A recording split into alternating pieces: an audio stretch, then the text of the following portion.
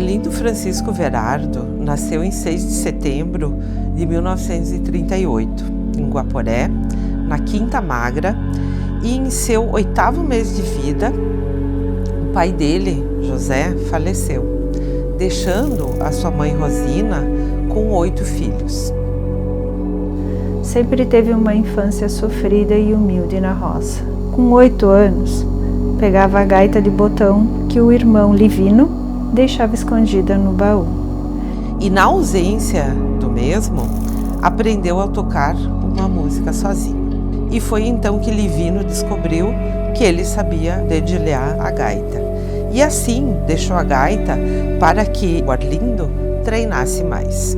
Aos 15 anos, passou então a morar em Veranópolis, onde iniciou sua trajetória no mundo da música, juntamente com o irmão Hermínio. Tocando de ouvido e já trabalhando como músico de forma amadora, querendo tornar-se profissional, entrando para a Ordem dos Músicos em 1969. Com 18 anos, foi para Porto Alegre, onde trabalhou na construção civil, e retornou com 21 anos, depois de ter estudado música com um professor particular.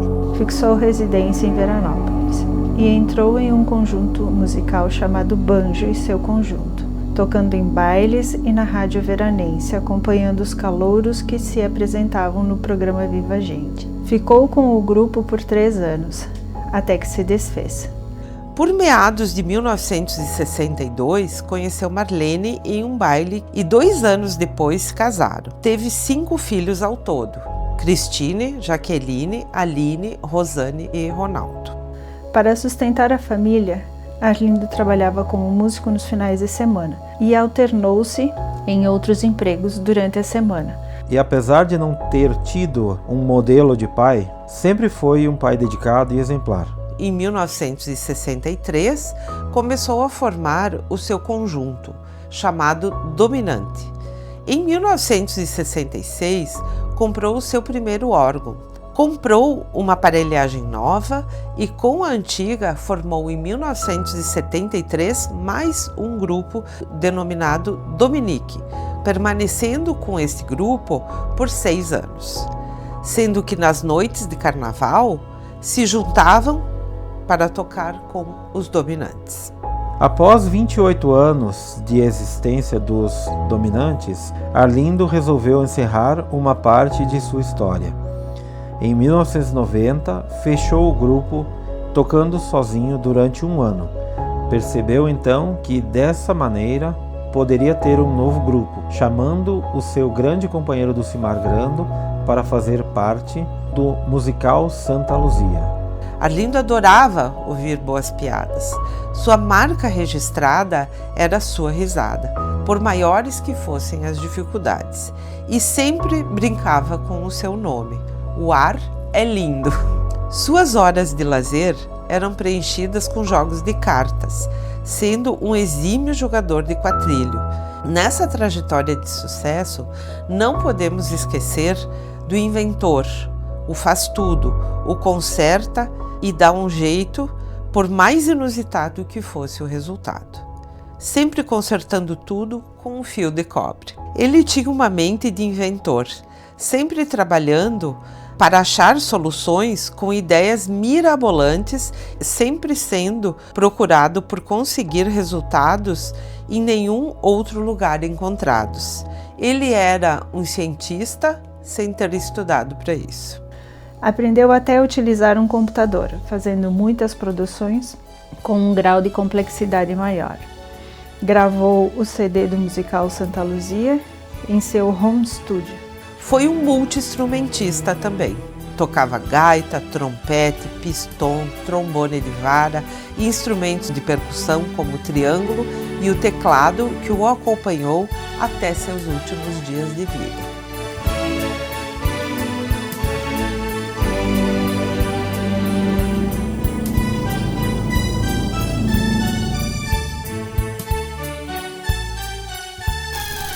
A gente se conheceu em uma festa de futebol e eu tinha um violão e ele tinha uma gaita. E foi ali que a gente começou. Só que ele tinha mais tempo de música. Ele já tinha ido a Porto Alegre, já tinha voltado de Porto Alegre E ele já fazia parte do conjunto Blue Moon. E uma noite a gente estava na praça central de Veranópolis, que é onde só tinha a praça e o cinema para ir de noite. Sempre nos domingos de noite a gente se encontrava. E nós conversando, e foi onde saiu a ideia. Ele disse, vamos formar um conjunto. Vamos formar um conjunto. Sim, vamos formar um conjunto. Eu sempre fui fã dos Dominantes. Eu era piá, eu ia ver aonde eles iam tocar, que eram eles três, que eu tenho na memória, o Dulcimar, o Arlindo na gaita e o Tremendão na batera e cantava. Eles animaram o baile de casamento do meu irmão maior, mais velho. Foi em 65, por aí. E depois a gente foi indo, né, e se conhecendo, ele tinha grupo, a gente ia nos bailes, eles animavam os bailes, né, com o grupo, junto com o grupo deles. Aí saiu o nome Os Dominantes, que na música tem um termo lá que se chama dominante, uma nota, dominante. E ele deu essa ideia e ficou, deu para mim tudo bem, olha, Os Dominantes. Aí começamos a ir atrás. Eu não tinha guitarra, nem ideia do que era uma guitarra praticamente, porque era violão que eu tocava. Teclado também era muito difícil, nós não tinha condições. A boa vontade sempre ficou ali, né? Vamos conseguir. Aí então depois, em seguida, apareceu o Danilo Bortoli. Ele já era um pouquinho de música, que ele já tinha feito uns cursinhos de trombone. O tio vô sempre passando as notas para o Danilo Bortoli. Ele comprou uma guitarra para mim, porque eu não tinha condições. Ele comprou uma guitarra, faltava o contrabaixo. E naquela meia, vai precisar de um contrabaixo, vai. Apareceu o Mauro Mendo ali, ó. Na época ele tinha 16 anos. Como eu era de menor, o Arlindo teve que se responsabilizar por mim lá no fórum, perante o juiz. Com a responsabilidade do Arlindo eu pude tocar. Só um pai realmente faz isso para um filho, então eu tenho também ele como uma espécie de pai, viu?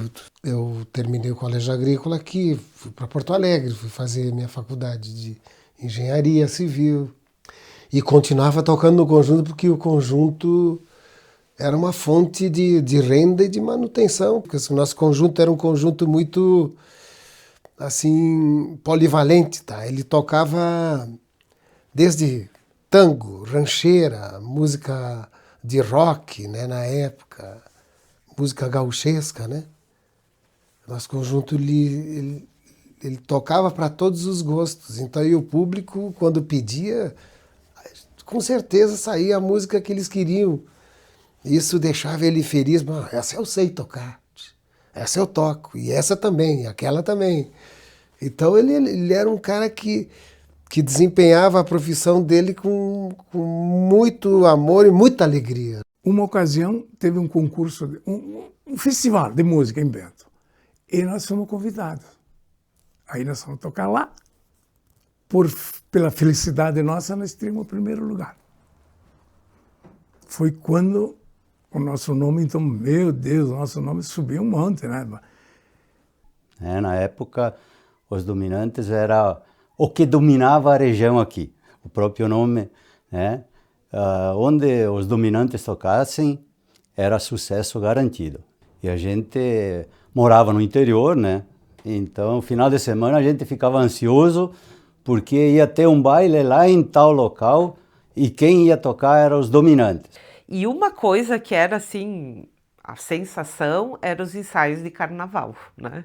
Que os carnavais que eles tocavam em Barro Preto, que hoje pertence a Vila Flores, mas na época pertencia a Veranópolis, eram assim o auge do negócio.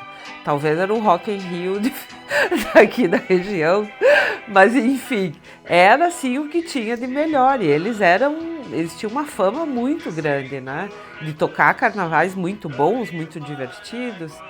Cada carnaval. O clube ali também era uma briga. Todo ano, quem chegava primeiro pegava.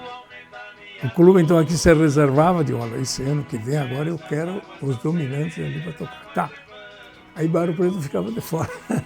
No outro ano estava invertido. Mas sempre Sempre foi bom demais. Foi mais de 30 carnavais que a gente tocou. Teve um carnaval que tiveram que escorar onde eles faziam essa refeição embaixo, né? O carnaval era em cima. Eles tiveram que escorar tudo com escora, porque estava tudo querendo desabar. De tanta gente que tinha. E sempre casa cheia. Sempre. Todos os carnavais. Viver com música, eu acho que era sempre ter... Não existia silêncio. A casa sempre tinha barulho. Sempre tinha música, tinha o conjunto que eles ensaiavam nessa sala. E nas épocas de carnaval, como era calor, eu era pequena e eu me lembro que a gente se reunia com os vizinhos, que daí tinha as outras crianças também, e a gente ficava aqui na garagem, subindo e descendo, dançando as músicas de carnaval. Então, as pessoas me dizem, como é que tu consegue ler com música, como é que tu consegue estudar com música, mas a minha vida inteira foi ouvir música. Ele me levou algumas vezes, o pai, eu e o meu irmão mais novo, o Rona, para cantar o carnaval.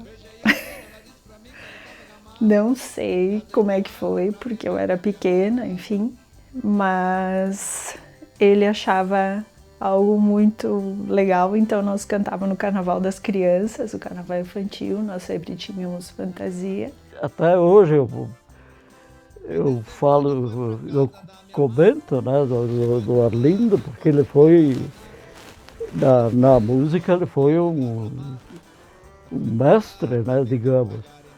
E os bailes que ele tinha, o Arlindo, ele tinha baile de um ano para o outro contratado, né? Ele tocou muitos bailes em toda essa região aqui, não só aqui, como Santa Catarina, ele tocou também, Paraná, e o Rio Grande também, ele tocou em muitos e muitos lugares. Pedrinho tocava todos os sábados em algum lugar. Eu não me lembro nunca dele ter deixado um sábado de tocar. Por anos, anos e anos. Eu envelheci ouvindo ele tocar em todos os fins de semana. Anos inteiros a gente não ficava um sábado parado. E quando não era sexta, sábado e domingo. E às vezes era durante a semana também.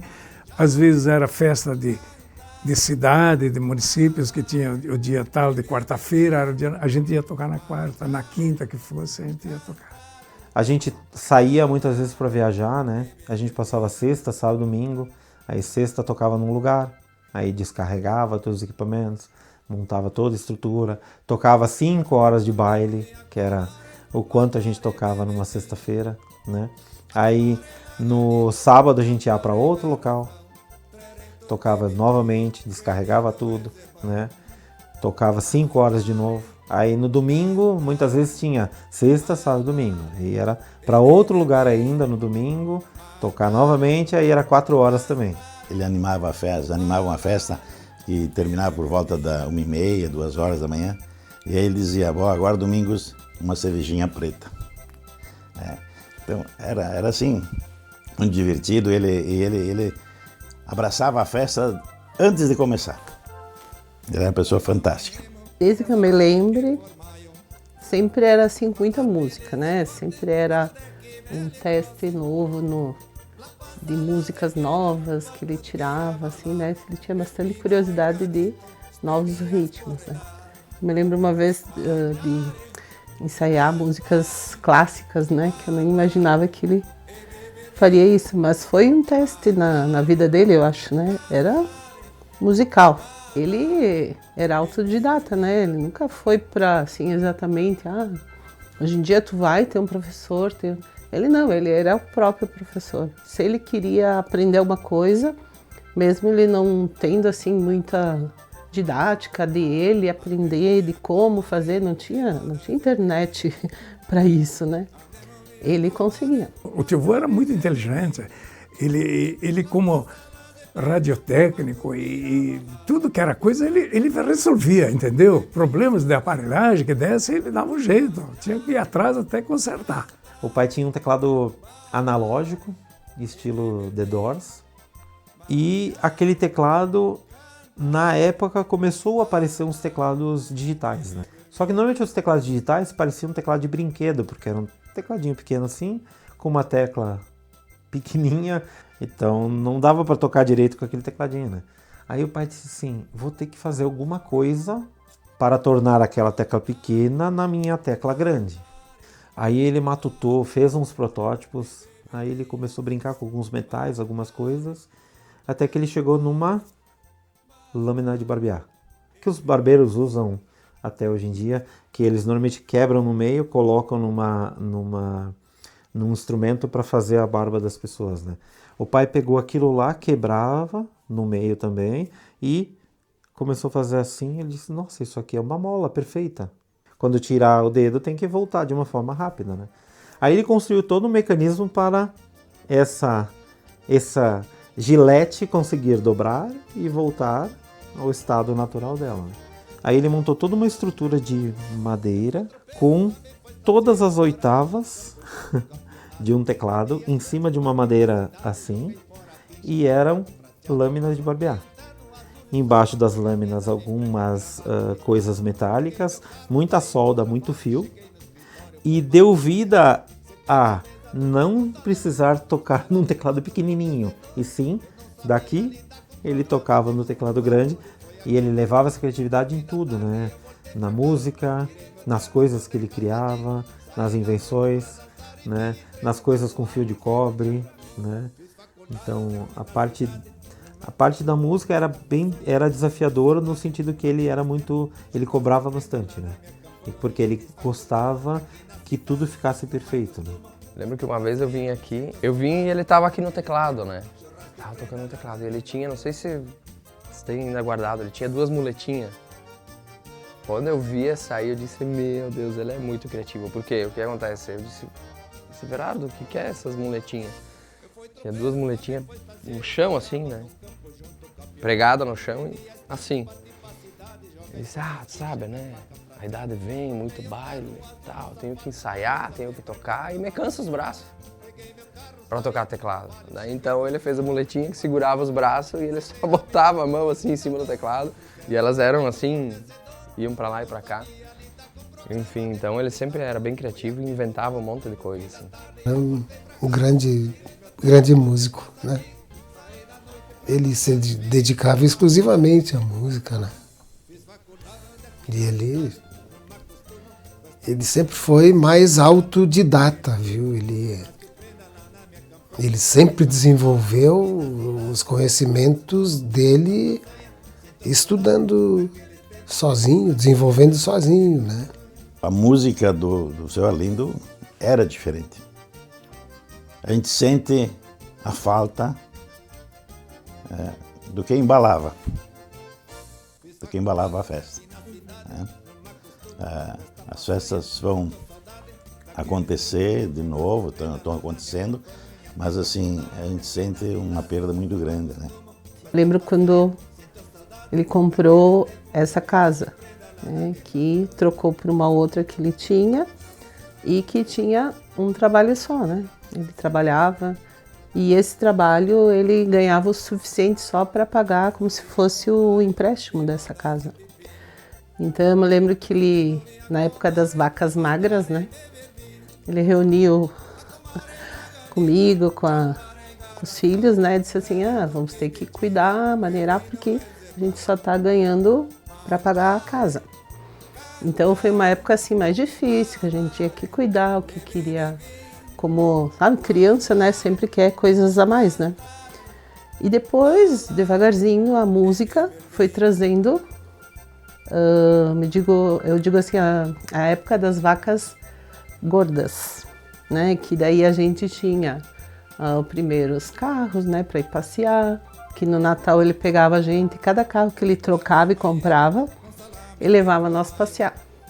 Então no Natal, tipo, ir de jipe, passear.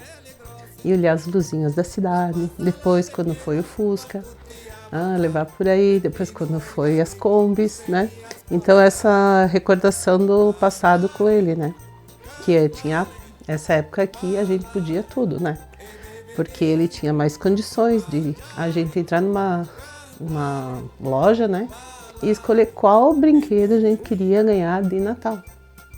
Né? Então, a época que nós não podíamos nada e depois que ele teve condições de suprir, né, as necessidades dos filhos, assim, os mimos para os filhos.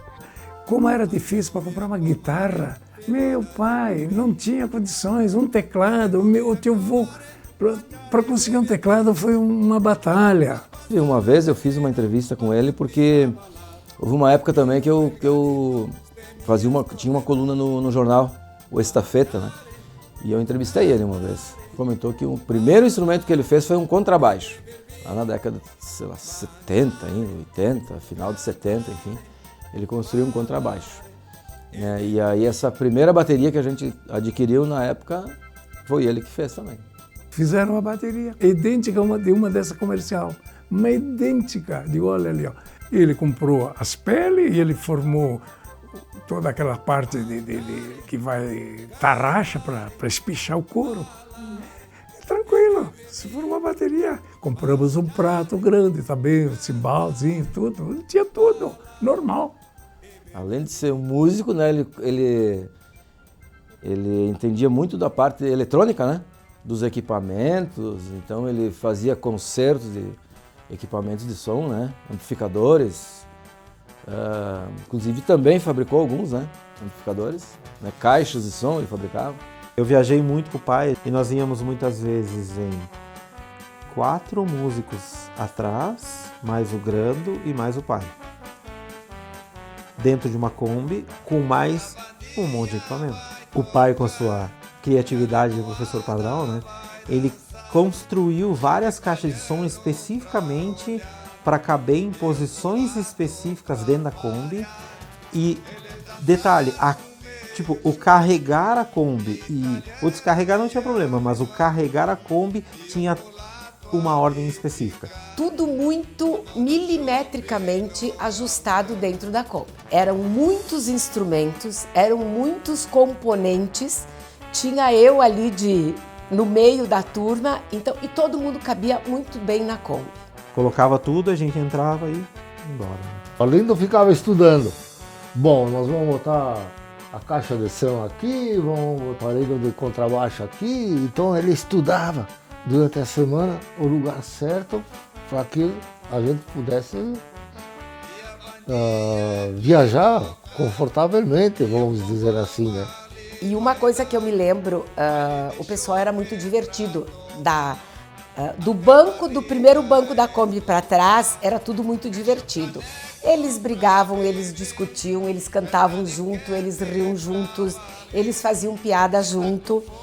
Então, quando o padrinho dizia, chega, tá demais, não tinha quem contestasse, sabe? Ele não brigava, ele não discutia, ele só dizia, pessoal, deu. Era tipo assim, todo mundo respeitava. Por mais bagunça que todo mundo fizesse, por mais folia que lá atrás da Kombi acontecesse, sempre quando ele dizia deu, chega, agora deu, todo mundo respeitava. Eles tinham, eu sempre vi o pessoal, os integrantes dos Dominantes, de um respeito muito grande por ele, sabe, de uma consideração. Eu não sei se só eu considerava ele um pai, eu acho que tinha muita gente ali dos componentes que consideravam ele um pai. Eu me lembro do Mauro Mendo, de tudo que o Mauro sempre falou e considerou o Dindo. Eu me lembro do Tita, sabe? Eu me lembro de várias pessoas ali. Tudo que ele dizia, eles acatavam. Nunca foi assim, porque o Arlindo... Não.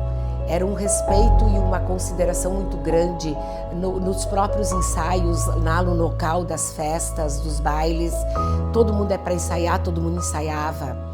É para brincadeira, todo mundo brincadeira. Bom, chegou agora, vamos lá para cima, todo mundo se transformava e virava os dominantes que todo mundo conhece. Ele veio lá em casa um dia e aí ele começou a mexer nas ferramentas e vai daqui. Tá, Arlindo, o que tu quer? Fala logo. Eu preciso fazer uma harpa para minha neta. Então foi lá em casa que ele buscou as madeiras, cortou ali na serra-fita, ele queria fazer, ele fazia. Disse, Berardo, deixa que eu faça no torno para ti. Não, eu vou botar não sei o que ali para apertar e tá, e era assim. Daí ele fazendo isso aí, ele viu do lado o negócio ali, isso aqui vai ser bom para Marlene para amassar o pão, não sei o quê. Então ele juntava com um aramezinho, ele consertava um óculo, com não sei o que, ele fazia, era assim.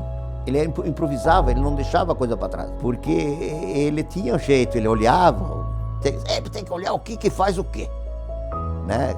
Que é a sequência da coisa.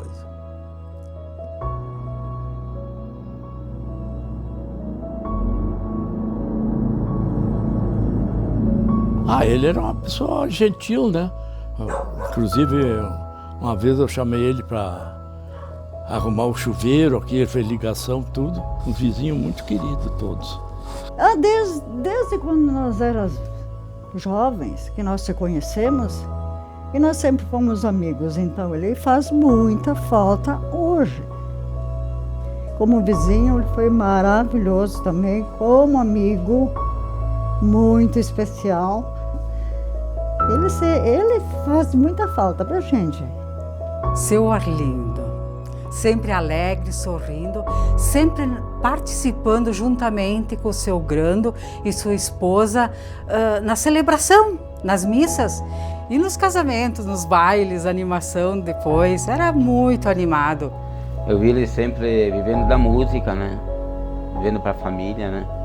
E ele pegou uma época assim, bem de destaque com a música. Então ele vivia praticamente para a família e para a música, né? Então o seu Arlindo, que a gente chama, né? Sempre tem uma recordação boa, né? Sempre um vizinho mais próximo. Até quando a gente precisava de alguma coisa, assim, ele era bem atencioso. É um vizinho que se foi, que a gente vai ter uma lembrança muito boa. Era sempre amigo, colega, sempre conversava numa boa. Até hoje, se tivesse vivo, seria o mesmo ainda, né? Eu guardo, assim, somente a alegria dele, o sorriso dele, a risada, assim, de... consegui fazer esse tom, consegui melhorar essa música. Ele vibrava com isso, sabe? Ele tinha a música no sangue. Ele se encontrava com a música, então para ele era uma realização, né? Qual é a primeira palavra que te vem em mente quando tu pensa no Arlindo? Música, amizade, a gente se dava muito bem. E agora falta dele, né? E era opinião geral, todo mundo adorava, porque o Dindo era aquele, toca isso, tocava, faz aquilo, ele fazia, ele estava sempre de bem e ele com todo mundo. Então as festas, era a Datacis, a empresa que eu trabalhava, todos os encontros uma vez por ano que foram dele foram sempre muito bem animados. Se fazia o encerramento com os dominantes. E quando não se fez mais, depois eu acabei saindo, trabalhei alguns anos lá, quando eu saí, eu sei que todo mundo continuava perguntando, tá, mas e os dominantes? E o Santa Luzia, que depois foi o Santa Luzia. Então, ele marcava onde ele ia, ele sempre marcou. Ele tocou muitas vezes em Caxias, que a gente conseguia um baile, uma festa, em CTG, e não tinha assim, não tinha erro. Todo mundo gostava. Os dominantes sabiam animar qualquer festa. O pai tinha um feeling muito... Ele tinha um feeling muito grande no sentido de, tipo assim... Porque quando tu toca um baile, tu quer que a pista de baile continue sempre cheia de pessoas. Porque quando todo mundo tá cheia de pessoas, quer dizer que tá todo mundo gostando e todo mundo animado. E o pai tinha uma característica muito interessante, que ele conseguia linkar uma música, um estilo com o outro e manter sempre aquela galera toda ali no meio dançando o tempo todo. Então era muito, muito curioso, assim, ele tinha esse dom, assim, né? Ele já tinha muita experiência, já tinha tocado muito baile, então imagina, né? Ele já tinha uma bagagem de entender e conseguir ler o público. Várias pessoas, vários músicos vieram ao Arlindo para eles depois seguirem o estilo deles, né? Então ele sempre foi assim. Aqui, pode perguntar até para a avó, aqui era a casa da música. Os caras diziam, eu moro lá perto da casa da música, que era aqui na casa do seu Arlindo. Então ele era assim, um homem influente, entendeu? Todo mundo aconselhava, vai lá que o Verardo tem, vai lá que o Verardo faz, vai lá que o Verardo te ensina. Era o nosso comandante, sabe? Ele era como se fosse o nosso diretor musical. Ele tinha que ter um chefe maior aí, e ele que organizava, né, os ensaios, muitas músicas também de repertório. Ele era muito influente, viu? Poxa, por isso que quando eu vou nos lugares, os caras me perguntam ainda, você lembra de vocês naquele tempo, né?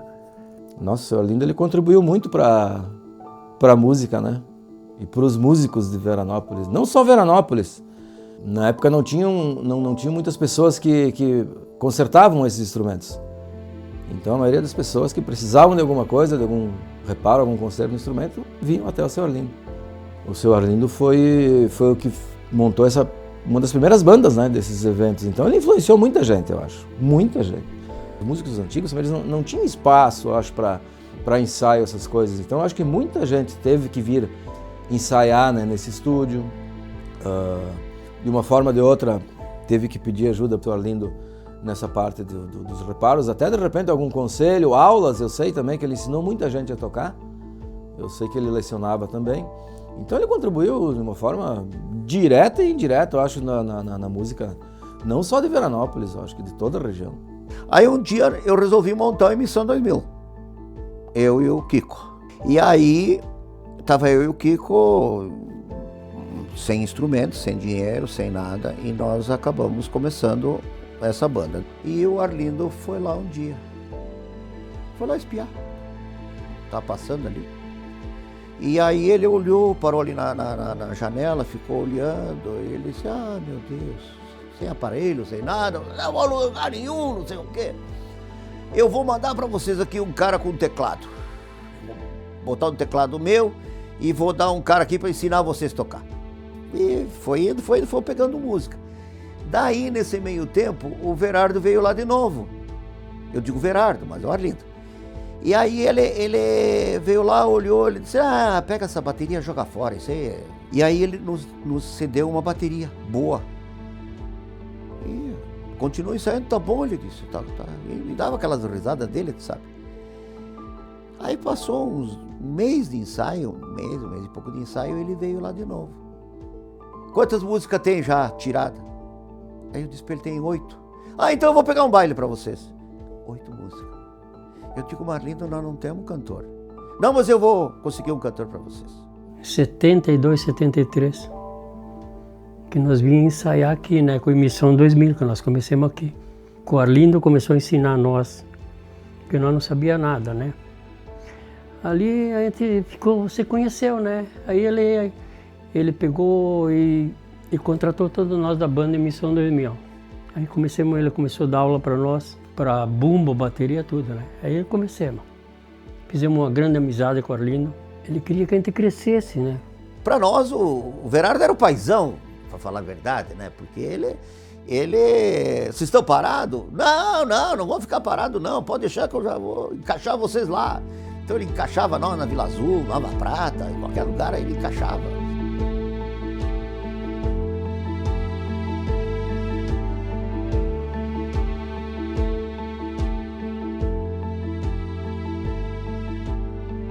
O teu vô Arlindo eu conheci ali pelos anos 2000 e foi através da música, né? Eu estava começando a me interessar, né, por música, eu era pré-adolescente ainda na época e tudo que a gente precisava de suporte técnico, de apoio com equipamento e coisa, o socorro era sempre com o teu avô. E naquela época, não me lembro se foi 2000, 2001, por aí, a gente fez uma peça de teatro. e a gente precisava de alguns equipamentos de áudio, né, alguns microfones, algumas coisas, e a gente estava criando um equipamento de iluminação. Naquela época você tinha pouco recurso e também não se sabia fazer as coisas, e o teu avô fazia, né? A gente via ele tocando com os Dominantes aí, eles tinham iluminação, máquina de fumaça, todas essas coisas que para nós não eram acessíveis. Nos surpreendemos quando ele mostrou, né, como é que se fazia e tal, e a gente achou que era um equipamento diferenciado, que se comprava e tal, e não, era ele mesmo que construía numas caixas assim de madeira. Então colocava as lâmpadas com umas teclas de tomada, fazia uma outra peça que acionava, né, as diferentes lâmpadas, e a cor das lâmpadas, por incrível que pareça, era feita com placas de metal que dentro ia um papel celofane colorido. Eu comecei a frequentar aqui a sala de ensaio dele, virou um suporte assim, né? Quando a gente precisava de algum cabo de guitarra, quebrou o cabo P10, ele tinha o estanhador, o equipamento para consertar, tudo que faltava, assim, ele sempre muito prontamente nos ajudava, emprestava, vinha levar com a Kombi, levava equipamentos pra gente e tal. Eu conheci o Arlindo por causa do meu pai, né? Meu pai tinha a banda, ele morava aqui, mas depois foi embora, e quando a gente voltou a morar em Veranópolis, eu devia ter uns 10, 11 anos, ele montou a banda de novo, o Blue Moon, e ensaiavam no Arlindo. E aí uma vez ele me levou pro ensaio, e eu conheci o Arlindo, aliás, na real, conheci o filho dele, que é o Ronaldo. Dessa amizade, foi os primeiros caras que eu conheci, né? 15 anos depois ele montou a banda, e que a banda dura até hoje. E o Arlindo também, ele é o precursor do rock, né? Porque quase todas as bandas ali dos anos 90 ali ensaiavam na casa dele, né? Então, tem que voltar um pouquinho no tempo, pro ano de 2003. Eu tinha uma banda que era Rock Mirim, e a gente ia fazer o nosso primeiro show na época. Então ele tava com mais ou menos 9, 10 anos de idade. E era o Verardo que ia colocar o som naquele evento. Então foi quando eu conheci ele. Eu lembro do meu pai ter apresentado, só que a gente era uma galerinha desse tamanho, e ele era gigantesco, né?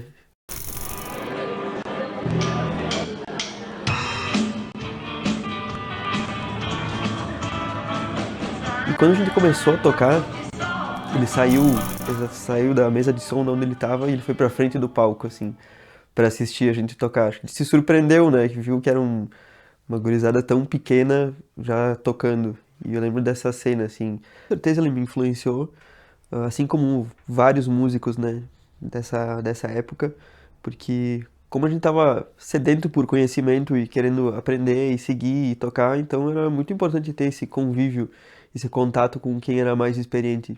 Então, sim, imagina, no meu primeiro show eu conheci ele foi muito legal, então isso com certeza já deu uma vontade da gente continuar e se esforçar e ficar cada vez melhor, assim. Sei lá, tenho amigos hoje em dia, né, das bandas que eu toco, a gente cita o nome dele e era sempre, meu Deus, eu conheci o Verardo, ele consertou tal coisa, ele era muito legal. Então, sim, eu acho que tem imagina, o legado que ele vai deixar vai ser eterno, né? Eu lembro que a primeira história foi de um cabo, né? Além dele estar estragado, né? Tinha que ajeitar, a gente não sabia como fazer, né? Eu disse, Arlindo, quebrou esse cabo, só que ele é curto, na época não tinha cabos maiores, e eu queria andar pelo palco, um pouquinho mais andar pelo palco. Daí eu também não queria um cabo muito grande, porque, né? Um cabo muito grande, ficar enrolando e tal, e daí é mais fácil de quebrar, né? E daí o Arlindo, eu lembro que ele disse, eu vou ter que resolver o problema. Daí eu disse, o que ele vai fazer, né? Ele me veio com uma caixinha, né? Que ele tinha no som dele, que ele já usava, né? Com 2 entradas, né? Aí tu plugava um cabo ali e o outro cabo na saída e ficava tipo um extensor, né? E eu lembro que isso nas lojas não tinha pra vender. Tu não achava, eu nem sabia o nome, nem eu, né? E ele já tinha no equipamento de som dele que ele já fazia para não ficar cabos grandes, né? Então eu tinha um cabo de 2, 3 metros e botava mais um cabo de 2, 3 metros com aquela caixinha lá que ele fez, assim. Quando eu cheguei no ensaio, eu disse, resolvido o problema. Eu peguei uma caixinha, mostrei, gurizada. Meus amigos olharam da banda e o que é isso aí? O Arlindo. Bom. Né? Então todo mundo já sabia que alguma coisa ele tinha feito, né? Eu estava estudando no colégio agrícola, no 2º grau, e aí a gente tinha a feira de ciências. Então a gente precisava fazer alguma invenção, né? E aí me indicaram, vai lá no Verardo, que ele sempre tem alguma coisa, né? Ele sempre inventa alguma coisa. Então a gente veio aqui, a gente trouxe algumas ideias e no fim ele acabou fazendo para nós, claro, a gente auxiliando, mas ele fez toda a parte eletrônica dos circuitos e tudo. Um alarme, ele fez um alarme com presença, um alarme com um sensor de presença. Claro que hoje isso não é novidade, isso é até uma coisa comum. Mas naquela época, sei lá, 20 anos atrás, era algo moderno, inesperado para a época. E foi sucesso ali na Feira de Ciências, lá no Colégio Agrícola. Depois de um tempo eu comprei um amplificador, né? E aqueles amplificadores, eles tinham, a gente chama reverb de mola. É um reverbzinho que vem dentro do amplificador. E eu gostava bastante de usar o reverb e tal. Daí, leva pra lá e pra cá, acabou estragando esse tal de reverb. E eu lembro que na época eu mandei pra assistência técnica. E voltou dizendo que tinha que trocar toda a peça, que não tinha como arrumar e tal. E aí eu vou no Arlindo, no Verardo. Trouxe o amplificador aqui, nem sabia onde ficava o reverb de mola. Nem sabia que parte ficava do amplificador. Daí ele pegou e disse, não, peraí que eu sei, não sei o quê. Aí foi lá, abriu o amplificador, me mostrou que era o reverb de mola. Até então eu nem sabia como funcionava, né? Então era uma caixinha assim, com 2 molas mesmo, 2 molas. E uma tava desconectada. Aí ele ficou me olhando, eu fiquei olhando e disse, vou fazer o quê? E ele até brincou, tem que mandar vir a peça e não sei o quê. Ele me deu uma brincada comigo, eu disse, não acredito que eu vou ter que mandar pra São Paulo, enfim, né? Aí ele deu uma risadinha, eu sei que nós tava nesse ambiente aqui mesmo, acho que era. E daí ele saiu, né? E eu fiquei na sala e tal. De repente ele voltou com uma Super Bonder. Voltou com uma Super Bonder, eu disse, o que ele vai fazer com a Super Bonder? Ele pegou aquela Super Bonder, puxou a molinha, botou um pinguinho, 2 aí, grudou na outra parte e ficou segurando. Ficou segurando e, nossa, conversando e pá. Conversando, de repente ele solta, a mola ficou, nós ligamos o amplificador, toquei funcionando. Eu disse, não acredito. E daí eu comecei a rir, né? E ele começou a rir também, acho que, sei lá, ele... Bom, enfim, ele resolveu o meu problema com uma Super Bonder. Tipo, eu jamais ia imaginar que colocar a Super Bonder lá ia funcionar, né? Eu sempre vi ele muito prestativo com as questões religiosas, né? Ele tocava muito, assim, beneficente, acredito, né? Nas missas, nesses encontros aí da comunidade. Ele sempre se prontificava quando tinha eventos que precisava levar equipamento de som, levar músicos, pessoas, sempre colaborando com o que ele podia, assim. A gente sempre via ele muito ativo em todos os eventos que envolvessem a comunidade e não tem uma pessoa na cidade que você fala que não conhece o trabalho dele e que não vai falar bem dele. Então ele sempre foi uma inspiração e sempre ajudou todo mundo como ele pôde, assim, fazendo o que fosse necessário, assim, principalmente eu vejo no cenário cultural, né? Musical, ele estava sempre envolvido.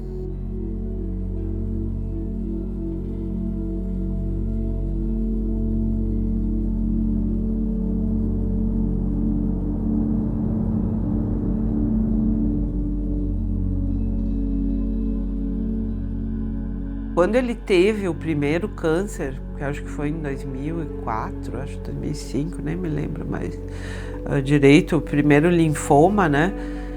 Eu achei que ia ser difícil ele se curar, ou pelo menos ter uma remissão daquela lesão e que talvez não fosse responder tão bem, etc.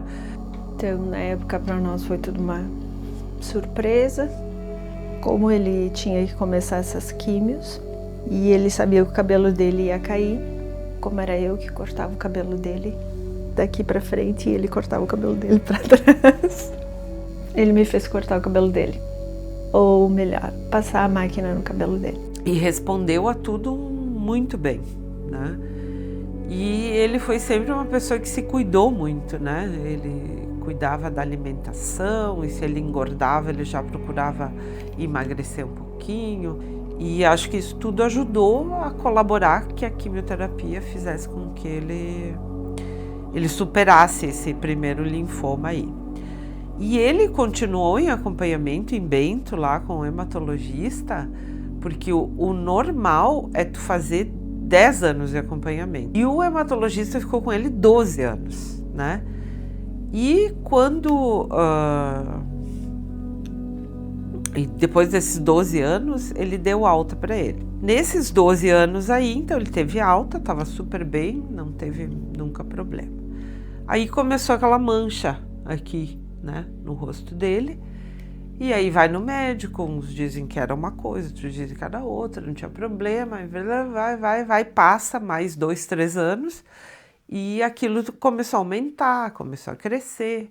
Então fomos fazer uma biópsia. Enfim, isso aí mostrou que era um câncer metastático, é uma raiz de um outro câncer em outro lugar. E aí indicaram a maldita da radioterapia. Aí ele fez 35 sessões, acho que foi, ou 33 sessões, aqui no rosto, ele fazia nessa área toda. Seguiu todas as recomendações, ele era uma pessoa que era um relógio, né? Até a metade das rádios, até a 10ª, acho que 13ª ali, ele conseguiu ir bem. Depois a radiação queimou todo o esôfago dele. Então, a cada dia que ele ia, porque era um dia seguido do outro, né? Ele queimava mais esse local. Então, cada vez mais era difícil engolir, falar, até a água era difícil dele tomar. Aí eu perguntava de noite, que ele saía de manhã cedo, né, para ir, o que ele queria comer no outro dia. Então ele me dizia, faz isso. Então eu deixava tudo pronto. Quando ele chegava, ele não queria que eu fizesse. Aí ele botava tudo no liquidificador, ele batia tudo e era uma papinha. Aí você botava um spray na boca para amortecer e ele engolia aquilo lá, que nem uma papinha de bebê. Aí eu fazia aqueles creme com leite condensado, ovos, assim, para ficar um creme bem forte, e gelatina, que eram as únicas coisas que ele conseguia comer. Para essa segunda doença dele, ele continuava descendo realmente para o porão, e ele vinha aqui para baixo, mas ele estava mais cansado, talvez pela idade dele, ou talvez pelo fato do tratamento ser diferente, né? Como ele não conseguia se alimentar, porque ele fazia a rádio aqui, então ele emagreceu muito. Então eu acho que ele estava muito debilitado e ele não conseguia dar o melhor dele. Então tinha dias que realmente ele não descia para ensaiar. A casa já estava começando a ficar silenciosa. Talvez já estava preparando a casa para a ausência dele. Ser neta dele foi uma trilha sonora, né? A minha vida, acho que antes até de eu ter uma vida, sempre teve música, porque acho que enquanto a minha mãe estava grávida, ela já escutava ele ensaiando aqui embaixo. Eu já estava ali dançando, ouvindo e tendo minha própria trilha sonora enquanto eu me desenvolvia. Ele brincava, ele construiu muitas caminhas de Barbie para mim, que na verdade hoje, parando para pensar, era mais uma desculpa, né? Um jeito de ficar mais perto do que eu já ficava com ele era descer aqui e dizer, eu preciso de mais uma caminha para minha Barbie, ou eu quero, sei lá, alguma coisa para minha Barbie ficar assim, ou assado, eu quero um móvel para ela. E aí ele ia lá fuçar nas madeiras que tinha aqui e ele fazia, só que eu queria estar junto. Onde ele ia, ele me levava. Eu acho que eu tive uma infância e uma adolescência e depois minha fase adulta diferenciada de todos os outros, porque o meu avô era uma pessoa diferente. Ele sempre foi um homem muito bom, principalmente para a família, né? Os filhos, que nem ele que não teve o pai desde os 8 meses, né? O pai tinha falecido. Acho que ele deu muito amor para mim e para vocês, como pai, como esposa, né? Foi muito bom. Por isso que eu agradeço. E me sinto bem orgulhoso de ter participado todo esse tempo, eu e o seu Arlindo. Mais de 50 anos juntos, tocando. Carnaval a gente tocou mais de 30, mas os mais importantes foram 30 anos direto, sabe? Que isso aí não vou esquecer nunca. Só que o Arlindo partiu, né?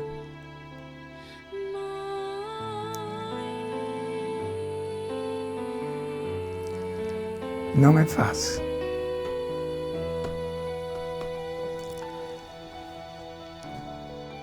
E eu fiquei sozinho. Em 20 de novembro, fez uma selfie no seu celular, com a seguinte frase ao fundo que resume a sua vida. E deixa um recado a todos. Bom mesmo é ir à luta, com determinação, abraçar a vida e viver com intensidade. Charlie Chaplin. Que eu sou muito grato pelo pai e pela mãe que eu tive. Obviamente que eu tenho, minha mãe ainda, né? Mas pelo pai que já foi, mas eu sou muito grato por eles, pelas pessoas que eles são ou que foram, né? Me tornaram essa pessoa que eu sou. Eu tento sempre sorrir para não chorar, porque às vezes a gente tem que pensar que cada um tem um seu propósito na vida, né? O meu pai, assim, o propósito da vida dele, eu acho que ele cumpriu muito bem. A mensagem que eu queria deixar com o documentário é que o meu avô, né, o Arlindo, assim como a gente pôde ver com todos os depoimentos, ele era um cara incrível. E eu não falo isso porque ele era meu avô. Ele fez literalmente das tripas coração, tudo. Assim como ele se dedicou para a música em todos os aspectos, tanto para a comunidade quanto para a própria música dele, né? E para os colegas de banda, que ele ajudou tanto a evoluir quanto com instrumentos, quanto para concertos. Ele sempre queria que tudo evoluísse, né? Então, ele ajudou para que a música de Veranópolis fosse conhecida. Ele ajudou nos concertos, né? Então ele foi um inventor, trazendo soluções que ninguém tinha. Eu queria dizer que meu avô, né, ele fez tudo pela música e ele não esperava nada em troca. Ele sempre amou a música. O meu avô veio do nada, né? Como a gente já mencionou aqui. Ele fez um império.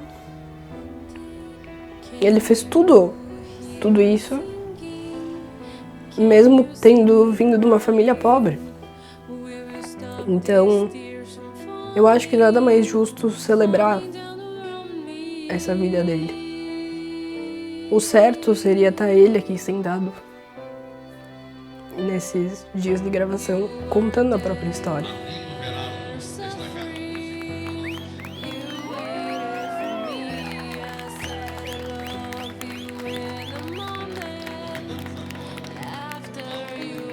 Infelizmente ele não tá, mas acho que é um jeito de poder homenagear ele de alguma forma e mostrar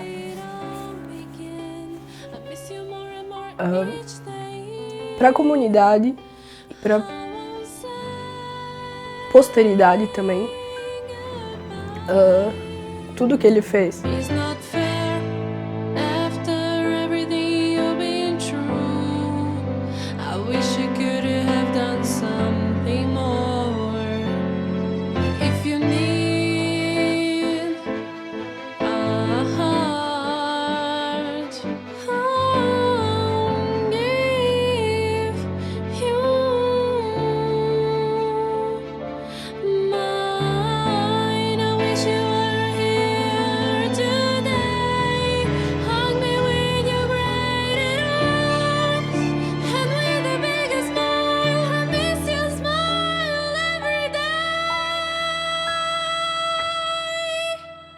It's not fair after everything you've been